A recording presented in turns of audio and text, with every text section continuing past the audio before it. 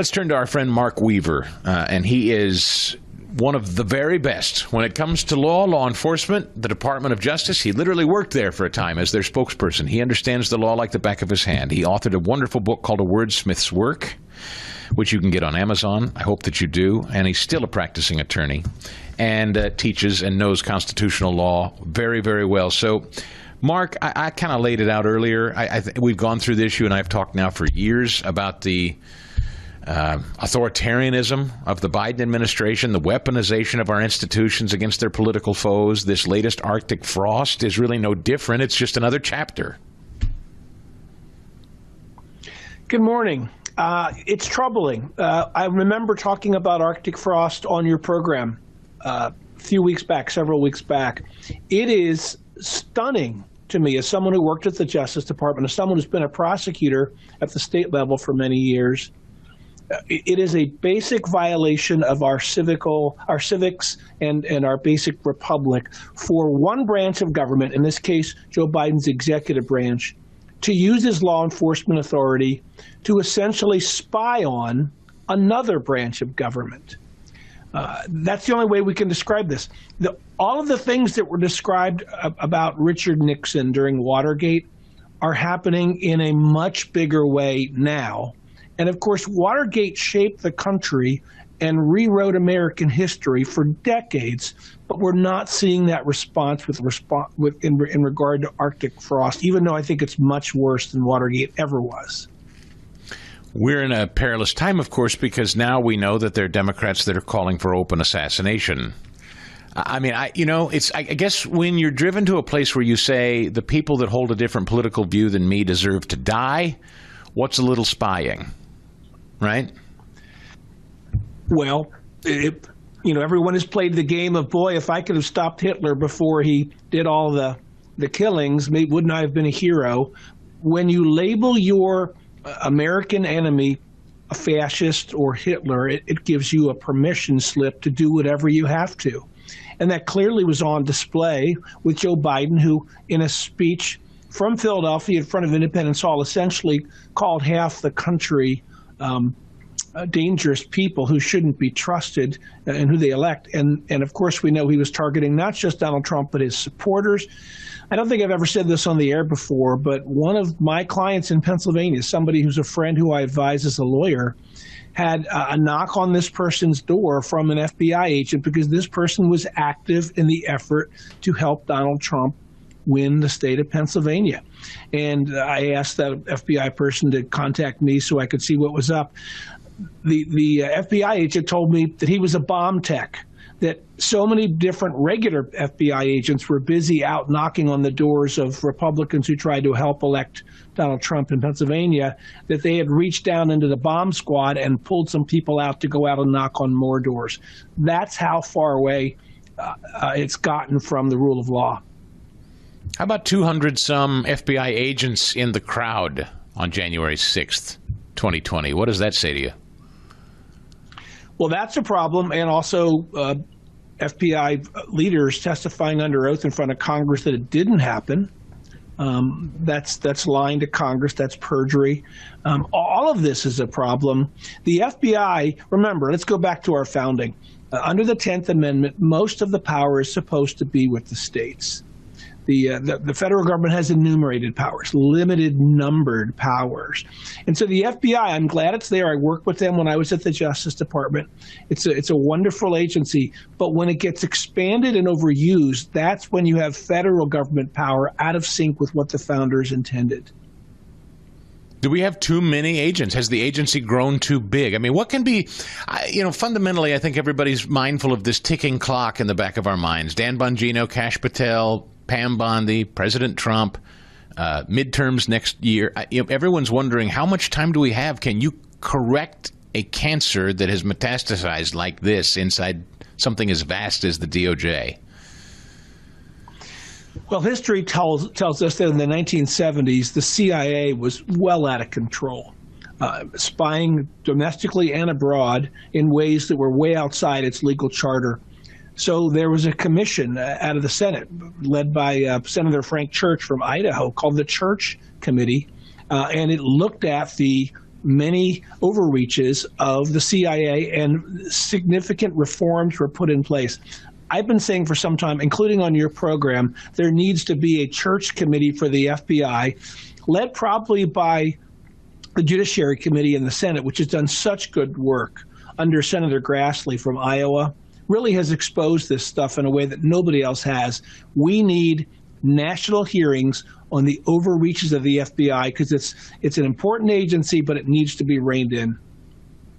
I've heard from people inside DOJ, attorneys and people who know Pam Bondi, and they consistently say, look, in order to build an ironclad case, secure a grand jury, make the case that someone is worthy of being indicted, to make the case in court, we got to work very, very hard to make sure all our I's are dotted, T's are crossed, everything's buttoned up. We want to make sure we go forward with a ironclad case.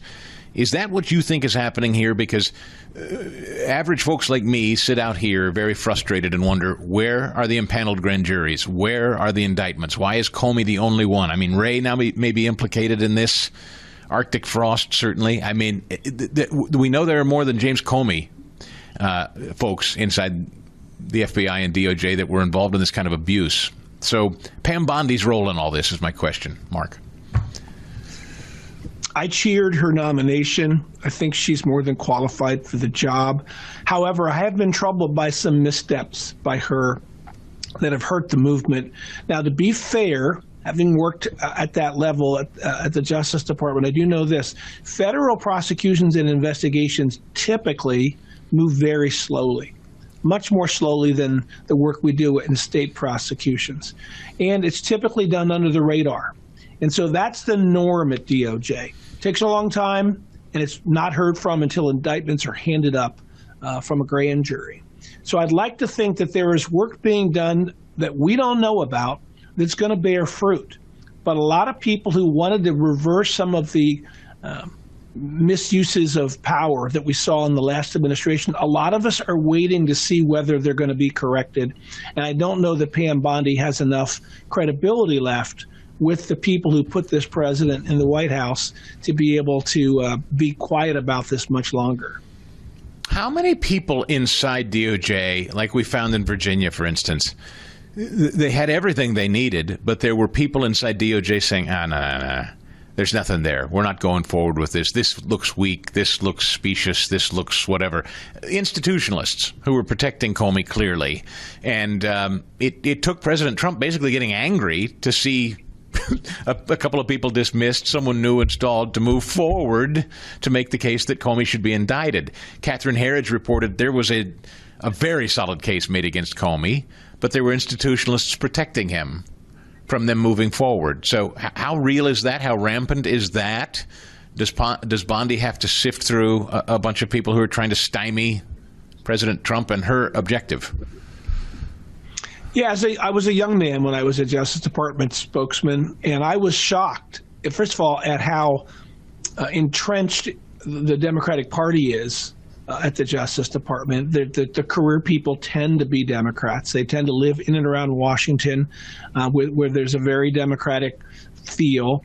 And then you take someone like Jim Comey, who was not only at the FBI, but remember, he was the number 2 official at the Justice Department as well. He was the Deputy Attorney General. And so in addition to many of the career people leaning to the left, many of them know each other and network with each other and are friends with one another outside of the job. And Comey's reach in that respect goes very far. I think he had a family member in the Eastern District U.S. Attorney's Office. I think it was a son-in-law who was one of the prosecutors there, who may have played a role in slowing down and then eventually resigned after the indictment was announced. We deal with highly degreed credentialed people here. So, Dr. Weaver, welcome back. Here is the Shoney's big boy who governs Illinois talking about President Trump sending in some of the National Guard to Chicago. Take a listen. I refuse to let Donald Trump, Kristi Noem, and Gregory Bovino continue on this march toward autocracy. Their plan all along has been to cause chaos, and then they can use that chaos to consolidate Donald Trump's power. They think they can fool us all into thinking that the way to get out of this crisis that they created is to give them free rein. Well, that plan will only work if we let it. The state of Illinois is going to use every lever at our disposal to resist this power grab and get Noam's thugs the hell out of Chicago. I'm not afraid. I am not afraid, and I won't back down.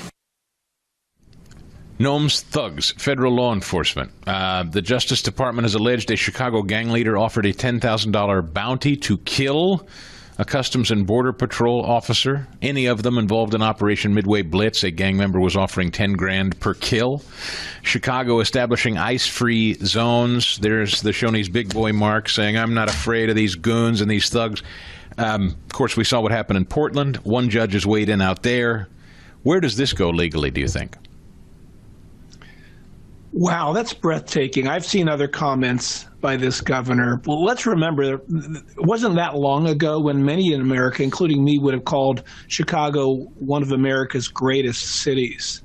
It's not that anymore. The notion that federal law enforcement who are enforcing the law passed by a democratically elected majority in the Congress and signed into law by the president. The notion that the federal agents who are simply enforcing that law are thugs, when we all know that there are real thugs, violent criminal thugs who want to hurt people and kill them, steal from them, rape them, rob them.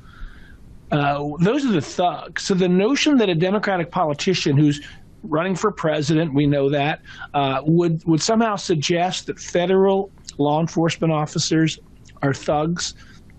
Every law enforcement officer in the country should remember those words from that governor. Ultimately, when you have a judge that says you can't send Oregon's National Guard in to help protect, police, whatever you want to call it, calm Portland, and then they say, okay, we'll send in some Texas National Guard or California National Guard, and this makes the judge mad, and she said, no, you can't send any National Guard into Portland. Similarly, you have the mayor of Chicago saying, nope, we're not going to allow any staging areas used on city government turf.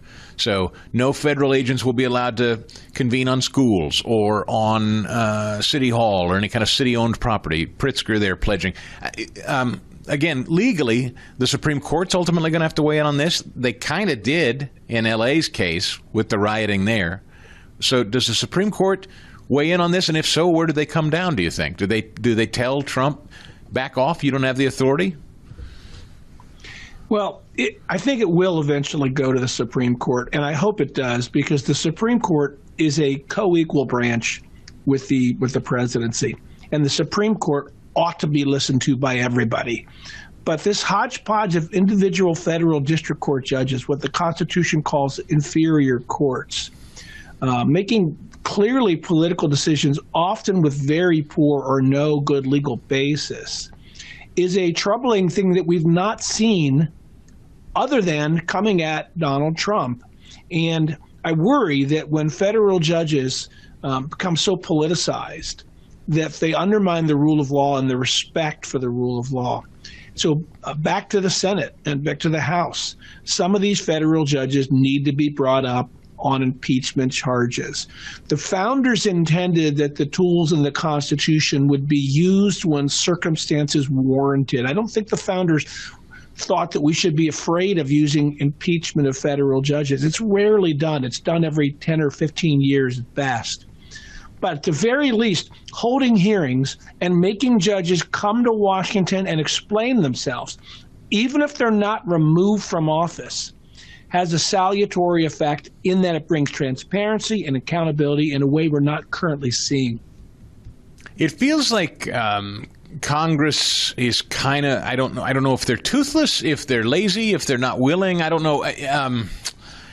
People get kind of tired of the press conferences saying what we've found is outrageous.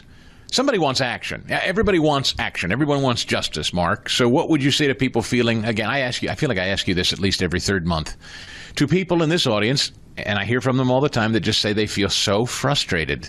They hear these press conferences and then nothing. You say? I think that the ultimate solution is always with the voter and putting the right people in office. Now, we don't have another election for Congress until next year. But between now and then, there are people who are running for that office, and they need to be closely questioned about what will they do to turn this around. For example, will you put articles of impeachment against federal judges who act outside their power as a district court judge? Yes or no? Give me an answer. Because those who will perhaps have a better chance of moving forward in Washington to bring about some of these reforms. For those who are there now, our listeners can call and email their senators and their members of Congress and ask them specifically to go on the record for official proceedings that will draw more public scrutiny to this. These members of Congress, and I've advised many of them over the years. I've known John Thune for 30 or 40 years. He and I worked together in South Dakota. They want to hear what people say, and they will stand up. The Chris Stigall Show podcast.